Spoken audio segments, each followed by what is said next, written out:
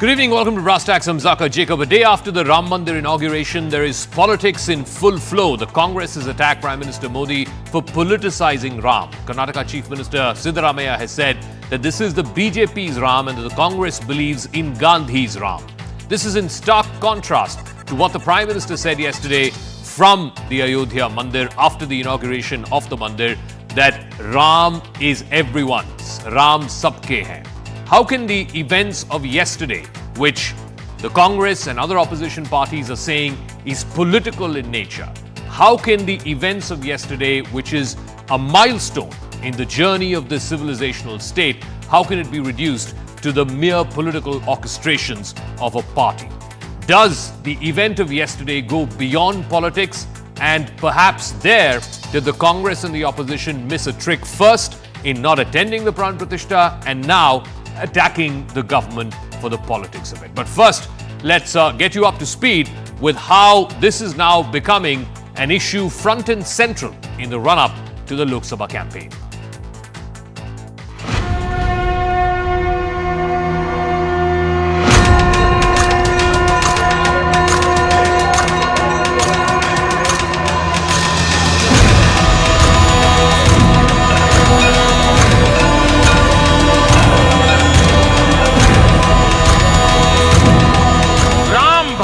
विचार है, राम भारत का विधान है, राम भारत की चेतना है, राम भारत का चिंतन है, राम भारत की प्रतिष्ठा है, राम भारत का प्रताप है.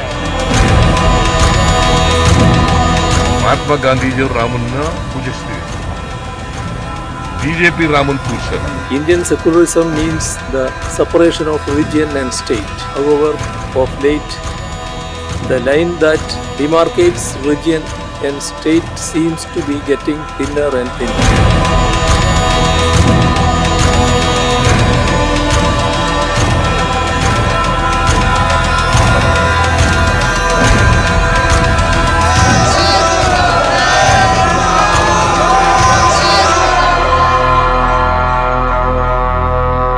So the narrative war has already started. Sabke Ram versus the BJP's Ram. Joining us on the talking point this evening, Tuin Sinha is national spokesperson of the BJP. Will be joined in a moment by A. Saravanan, spokesperson of the DMK. Ghanshyam Tiwari, spokesperson of the Samajwadi Party. Smita Prakash is editor of ANI. Ghanshyam, let me start with you first. First, the opposition decided in its wisdom to boycott the Pran Pratihstha ceremony. Now, a day after, you have the Congress and other opposition parties saying, look, the Ram that was unveiled yesterday is not Gandhi's Ram, he's BJP's Ram, he's Narendra Modi's Ram. Aren't you reducing one of the most revered gods and an event like what happened yesterday to the mere binary of politics? Good evening, Zaka, to you, my fellow co-panelists and the viewers. Three things are important. First and foremost, I congratulate the government and the trust for organizing an event that has elated every heart in the country. And definitely it is a powerful moment for the nation. To reduce this into a political event is what BJP is good at. We have never led the political dimension of this, nor we can do it right now. And it is BJP by not inviting the Honorable President or by ensuring that Advaniji does not attend the event. And many other ways, BJP ensured that this remains an event that is as much religious as political, and it creates a reincarnation of a model of Hindu religion which is also political. That's no, but Ghanshyam, why did the opposition boycott if it was not political? For what reason did you boycott? No, we see this as an event that was led by the political machinery heft of BJP and BJP-ruled governments, and BJP outrightly made it a political event. We stand with that. And as far as the worship of Bhagwan Ram is concerned, everyone who's watching your program, be it a leader, be it a bureaucrat, be it a viewer, any citizen of the country, would visit the temple with their family without the cameras focusing on them, with their astha, with their faith. So it is only BJP that displays their astha on camera. Okay. Otherwise, across the country, people don't display their astha on camera. Okay, so Tuin Sinha, the accusation against you is that this was event management, this was a Modi function and less a Ram Lalla function. This was a political sort of orchestration of a party more than a display of religiosity or spirituality, and that you made this entire thing political. They're also saying that the Prime Minister of a secular state, why was he the chief Yajman or one of the Yajmans for the ceremony? He was more like a pontiff of the Hindu religion and less the leader of a secular state. Please respond. Well, good evening. Good evening, Zaka. Very happy Parakram Divas to you and to all the viewers. Well, the opposition, as always, is very myopic in its mentality. This was not event management. This was Rashtra Niti management. And like Honorable Prime Minister said, yesterday's event has set the governance paradigm for the next 1,000 years. This is what the opposition cannot fathom. This is what has left them in a state of trauma, besides the fact that the entire day passed off very peacefully and that the minority community has accepted the situation most gracefully, unlike this opposition which is finding out some fault or the other to vilify the BJP government. Why should Honorable Prime Minister not be at the forefront of Pran Pratihstha when his diligent participation in the Ram Mandir movement is well documented for the last 4 decades? You know, there are various instances way back in 1986. India Today had brought out a report where it mentioned that as the head of RSS in Ahmedabad, his efforts were being viewed with everybody, especially, when he would travel to surrounding villages and build up passion for the Ram Mandir. So I don't think the opposition today has any grounds to criticize. But most importantly, since DMK representative is also on the show, the narrative which Prime Minister Modi has built around the temple construction in the days preceding the Pran Pratihstha, the way he has traveled to important locations associated with Ramayan, whether it was Lepakshi, whether it was Rameshwaram, all of that is going to deal a very big blow to the very idea of Dravidian politics, which is fake narrative, which was creating a divide between North and South India. So these are things which have clearly disgruntled our opposition, and that is why they are left in a let me ask Saranand to situation. respond to that. Ahead of yesterday's ceremony, the Prime Minister went to Srirangam, he went to Rameshwaram. He has incorporated and invoked all of those places, many of them in Tamil Nadu as well, which have a connection to the Ramayana. And what have you done? You have stopped people from watching this in LED screens, on private screenings inside temples, in which I believe has been said by the Finance Minister was a private temple, a privately held temple. Why are you, on the one hand, anti-religion, against the Hindu religion, against the inauguration of the Ram temple, yet at the same time the Prime Minister is making that extra effort to highlight the connections that Tamil Nadu has with the Ramayana? That's the accusation against you. See, two things, Zaka. First and foremost, it is our leader, Mr. Udayanidi's statement that we are not opposed to any temple built for Rama. We are not accepting the fact that it is being built by demolishing an existing mosque. And in the state of Tamil Nadu, people are smart enough to separate religion from politics, which the BJP wants to muddle. That is why BJP is not able to fare well in the state of Tamil Nadu. These are the things. The other thing is the BJP is scared now.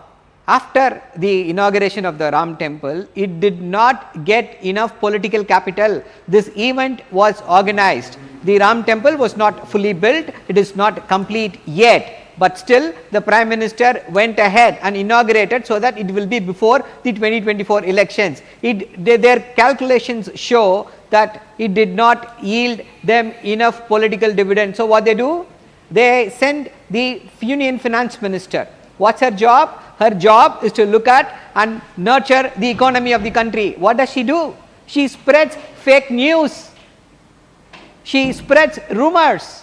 The Madras High Court in its judgment has said it is per se, the Tamil Nadu government per se has not prohibited or restricted any pujas or anything, but what did the Finance Minister we had say? Pictures, She said we had Tamil pictures Nadu government in is one particular prohibiting temple. everything. Saranan, once again, we had pictures, I wish our producers can play that as Saranan is speaking.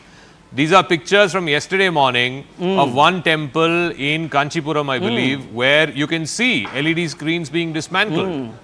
The temple administration is dismantling that, So- and they then came out and said that this is because the district collector has asked us to.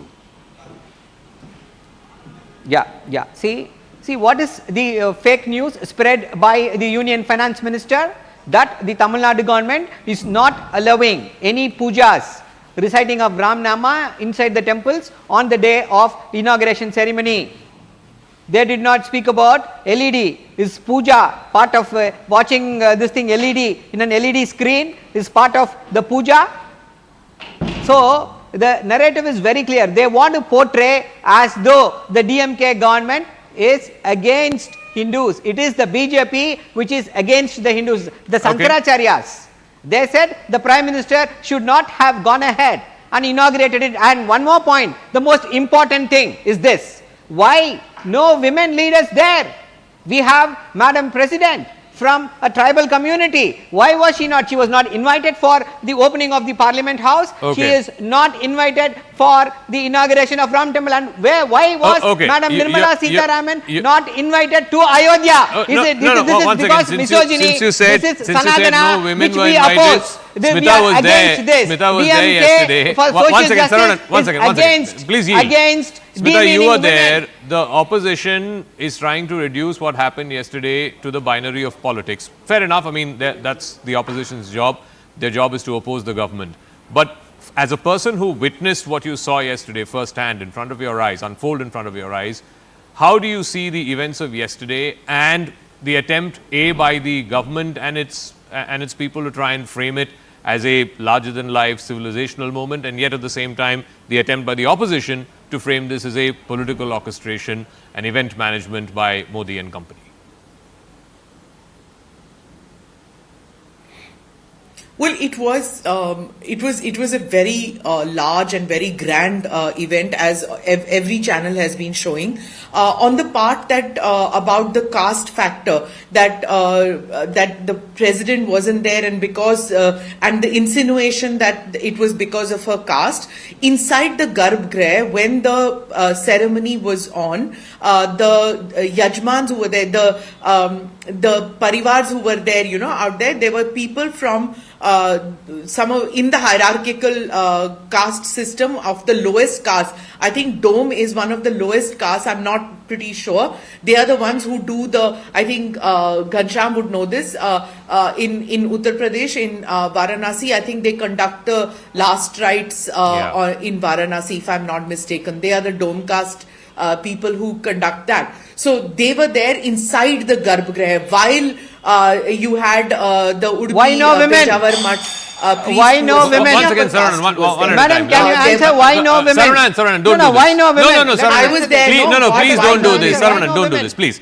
One at a time, let her finish, yeah. Why you? There was inside the Garbhagriha, there was the governor of Uttar Pradesh who is a woman. I don't understand. Either you didn't see the ceremony, or you are just, somebody has given you some kind of random information which you're spouting out here just because you want to say something. Can I just complete what I was saying? So the caste, I have already dismissed that people from the low caste were also there. Women, I have already told you. As far as why was Nirmala Sitharaman not there, even Mr. Amit Shah was not there. They did not want to make this into a BJP event. They had people, look, whether the BJP, you might have a problem that the BJP is trying to take advantage of what they did. Fine. Zaka, if I may just, I'm not a spokesperson for the BJP, but somebody who has gone several times to Ayodhya since the 90s, covered this entire conflict. If you can give me a couple of seconds for this, or even 1 minute. Sure. What I want to just say is that the RSS, the VHP, the Bajrang Dal, they are the ones who spearheaded this temple movement. People like me, I was probably an interloper. People like the industrialists and the film stars, we were invited out there to witness this. But the people who have given their blood, sweat and tears is not the Congress party, are not journalists, are not industrialists, are not film stars, are not sportspersons. These were the people who are the thousands who came from different parts of India for the Shilanyas, who came as car sevaks, whose bodies were dumped at the Saryu River, who has spent lots of money and energy in bringing this and fighting it in court. They are the ones. And why should anybody else get credit for constructing this temple? And why should the BJP shy away from taking advantage of it? It was there for the DMK to do it. It was there for the Congress to do it. If they wanted it, they didn't do it. They objected. They fought over it. So from the 90s, I have been witness. I have seen it. Okay. I am the one who asked Mr. Advani, why do you have this in your agenda? Why do you have it in your manifesto? I asked him this point blank in an interview. And, they had to take a back seat. Mr. Vajpayee, Mr. Advani, all these people who were in the forefront, Uma Bharti, Sadhvi Ritambara, all these people had to take a backseat because the party decided to go the legal way. So, to expect the BJP now to be a shrinking violet, they're not going to do it. Why should they? Ghanshyam, the larger problem for the opposition is Zaka, that... One second, Sarwan, I'll come to you one at a time. Ghanshyam, the larger problem for the opposition is you have not been able to find a language to counter this political Hindutva, as it were. Now, you can find fault with the Prime Minister, say, oh, he's mixing religion and politics. Fact is, it's resonating with people. Please explain to me, yesterday, across apartment complexes, across residential areas, traffic signals, people were bursting crackers well into the night. Now, you can't say that they're all BJP supporters or that they're political people. These were ordinary people. Some of it may be political orchestration, but not all of it. Yesterday, it was like people were lighting diyas. It was like Diwali come early. What explains that? You have not, or you have failed to find a political lexicon to counter political Hindutva. Zaka, there are three important things. One is to complete to one particular segment that Smita very eloquently said, people who gave blood and sweat to the movement. There were also people who died in the riots. They also gave their blood, sweat, house, peace.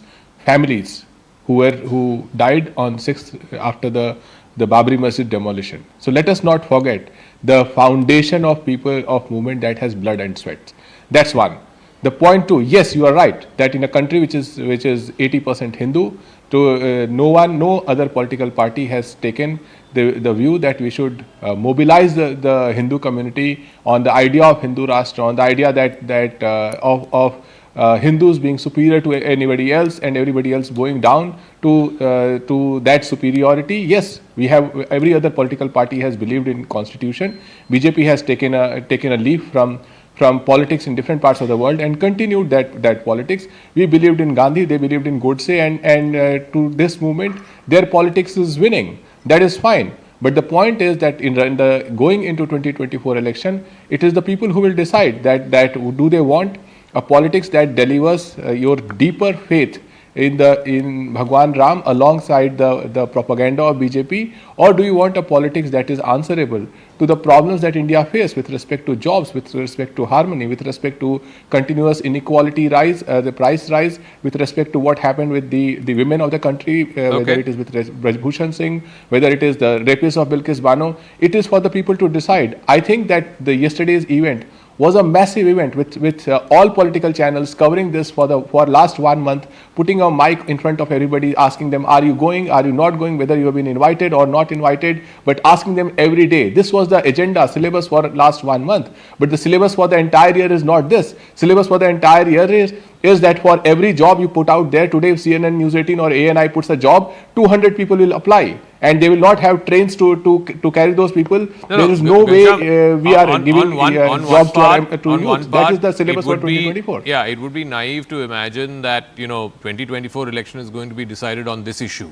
On the same, it would be absolutely politically naive to think that this issue, what happened yesterday, the events of yesterday, will not swing people who may not be BJP supporters, who may be sitting on the fence, who may even be not particularly fond of the BJP, but having seen the events of yesterday, may be inclined to supporting them. Now, be that as it may, this is not so much about the 2024 elections. For 1 month, Zaka, just one sentence. For For 1 month, Zaka, the can I entire come in, media Zaka? focused on the Prime Minister and this particular event. Do you think that will not mobilize? No, but no. the question is are we here to believe that the youth who have not found jobs in last 10 years, No. people whose backs are broken because of the one policies second. of this government, the farmers, will they turn blind eye?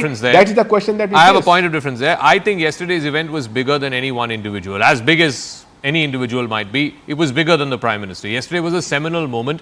Whether or not there'll be political benefits of it, that's a separate debate altogether. But Tuin Sinha, the accusation against you is that India and India's founding fathers after independence had a social compact that the foundational ideals of this country would be that the state is secular. When Nehru was asked about temples and the state's role in building or rebuilding temples, he said, for me, dams are modern India's temples. Yesterday, with the Prime Minister leading the Pran Pratihstha, the opposition is saying that compact is dead.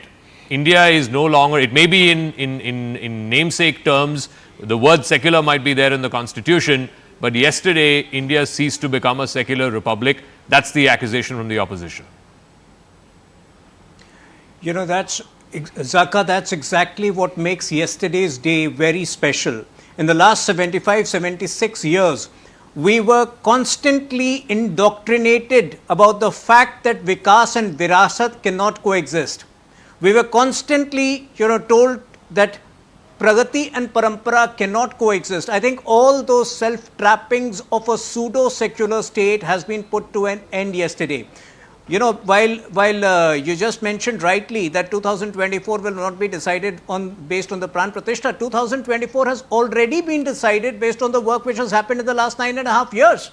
The massive infrastructure creation, the massive manner in which 25 crore people have been brought out of multi-dimensional poverty. These are issues where we have drawn inspiration from Ram Rajya, as Prime Minister Modi has made it very clear, but somehow the opposition cannot comprehend it because of their fundamental fixation with a flawed concept of secularism, which has been done away with, which has been dispensed with most people in the country. And that is why, like you mentioned, the celebration yesterday was not a BJP-sponsored celebration. The celebration was a very innate celebration coming naturally from people who until 10 years ago may not have felt so strongly about a moment like this. Okay, Saranan, you said in your first answer that this was a politically orchestrated event and that, your position as articulated by your leader is that any temple that's built on a raised mosque, that you're against. But the Supreme Court cleared the way for this. This was not an act of parliament or a brute majority passing a law to build the temple there. This was the Supreme Court constitutional bench, 5-judge bench in a unanimous judgment that paved the way for the building of this temple. How would you respond to that as a lawyer?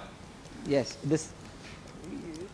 the same Supreme Court did not say that there was a structure beneath it, that it was the masjid was built upon destroying or destructing an already existing structure. That is also the finding of the Supreme Court. And the BJP, when has it followed the Supreme Court? Say that again. Sorry. On the election, clarification. Of election commissioners clarification on that point. The the judgment, as I understand, explicitly said that the mosque was built on the remains of a 12th century structure.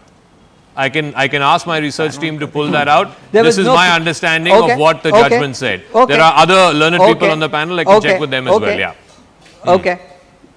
Okay. See that apart. See, when has the BJP followed the Supreme Court judgments? The electoral appointment of chief electoral officer, the Supreme Court CJI said he has to be the CJI, the institution of CJI has to be part of the selection process. They passed a law against it. What about the Delhi ordinance? They overruled, the parliament overruled the Supreme Court. So, the BJP, when it is convenient, they will take the Supreme Court. When it is not convenient, they will ditch the Supreme Court judgment. So, that is not the argument. In 1999, the BJP was supported by DMK. We had a common minimum program. For BJP, remaining in power is what it most, nothing else. They signed a common minimum program which said we will not take any attempts to construct Ram temple They said we will not abrogate Article 370, we will not make any attempts to impose uniform civil code. This was signed by the BJP in 1999, then only they were able to form the government. Okay, so for the BJP, it is not about, it is not about, okay. Let me complete my argument, then you can.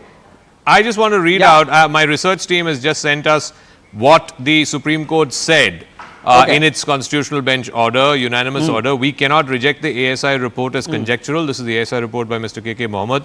The Babri Mosque was not built on some vacant land. The underlying structure was not Islamic. Artifacts have a distinct non-Islamic nature. There is evidence of a 12th century structure at the site. This is from the Supreme Court judgment. Yes. Yeah, so was it Ram temple? Did the Supreme Court say a Ram temple was destroyed and a masjid was built on that? That is that was the point. Entire dispute, Saranan, the entire dispute was that Babur destroyed an existing temple in the birthplace. There is no point. We can go ad nauseam. We can go up to. The point is not that. No, that's what we can go on the one hand. I have told you, the BJP accepted. On the one hand, you are saying BJP overrides Supreme Court orders by bringing in laws. In this case, they have not done that. It's the law of the land as interpreted by the highest court of the land. Yes, Zaka, that is what I am saying. When it is convenient to them, they will say Supreme Court judgment is supreme. When it is not convenient to them, they will say why should we follow the Supreme Court? It is not supreme. This is what the dubious double standard of the BJP. That is why I explained in 1999. They signed this common minimum program and gave up their pet project. Why did they do that? Yeah. Fair enough. Smita also referred to that, how in the Vajpayee-Advani era they had to make these political compromises. I have got to make one more point. Okay, very quickly, 10 seconds. One more point, Zaka, I have got to make quickly. Yes, Zaka, see, you said there is no ideology against the opposition. The only ideology which will sink the BJP is the Dravidian ideology promoted by the DMK party, which is now accepted. Okay. That is the one thing which is uniting all the opposition parties together. With the Dravidian ideology, we will be able to Smita, beyond the politics, beyond the humdrum of politics, which will continue till well into the Lok Sabha campaign period. But I want to know how yesterday's moment, for example, many are asking in op-eds and in edit page pieces today as to how yesterday's moment speaks to the Muslims of this country, speaks to the other minorities of this country. Has India ceased to become a secular republic with the Prime Minister of a secular state leading what was an overtly religious ceremony, a Pran Pratihstha?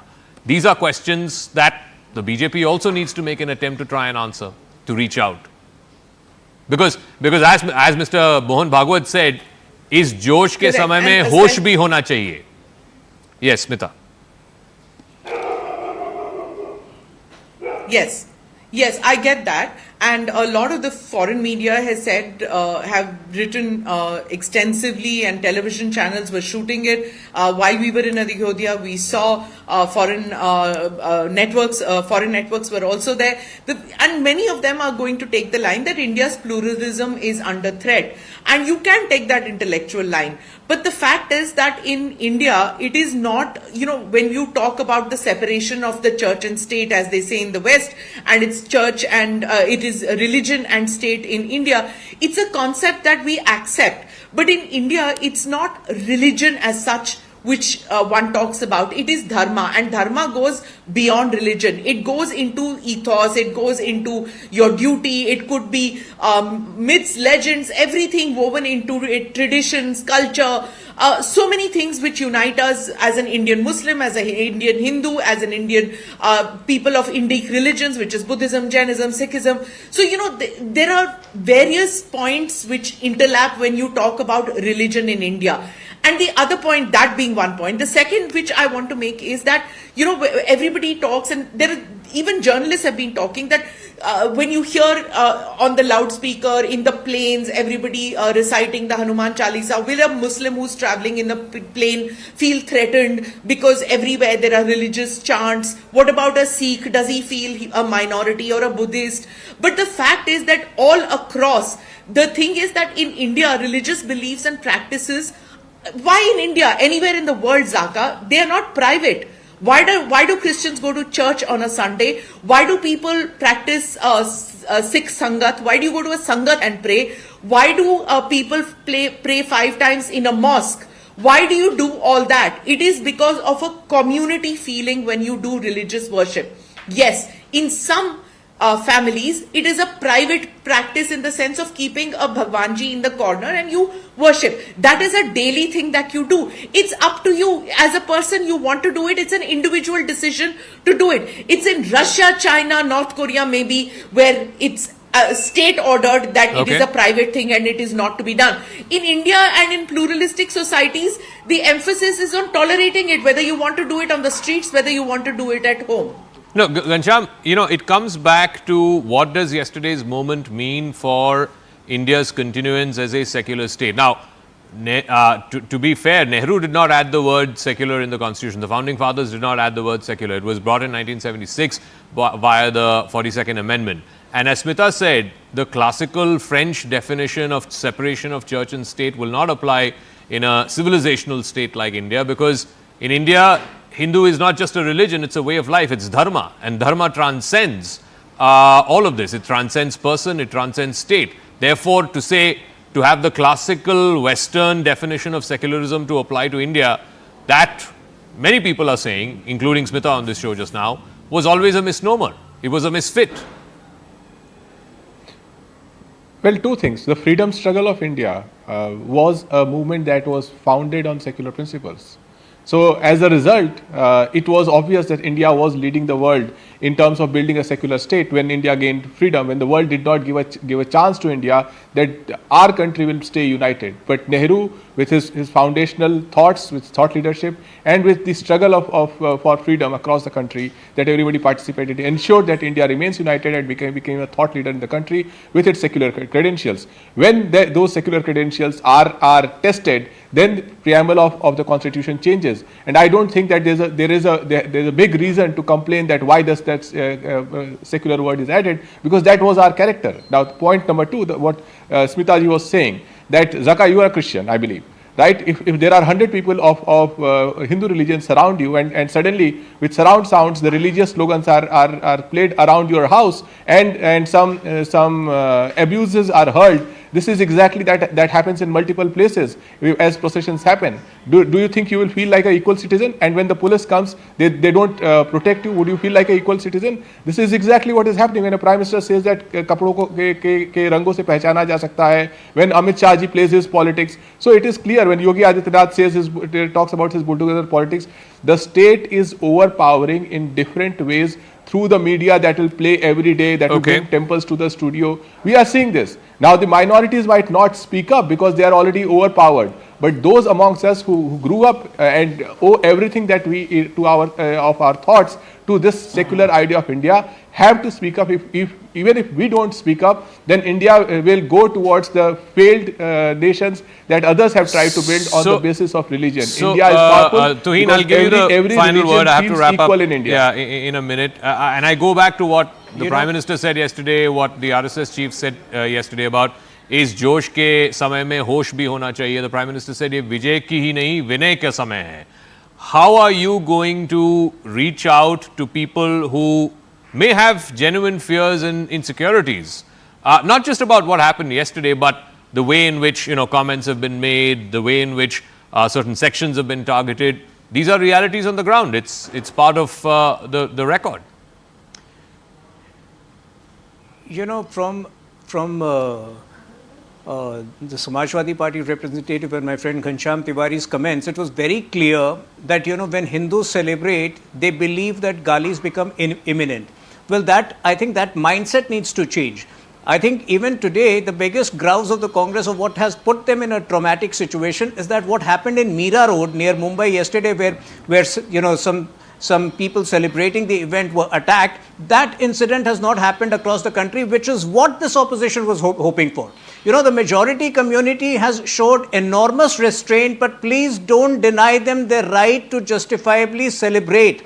Nehru groomed a constituency he wanted to create in India, which by fault had become a very underconfident society. It had become a very self-flagelling society. Yesterday, we have come out of the trappings of that underconfident society, And I think, Hindu community is evolved enough to celebrate in a very restrained manner and to take everybody along. I think it is only cynics on the other side who keep constantly doubting us and vilifying us. All right, we'll leave it at that. I said this on yesterday's broadcast as well, and I think it's worth.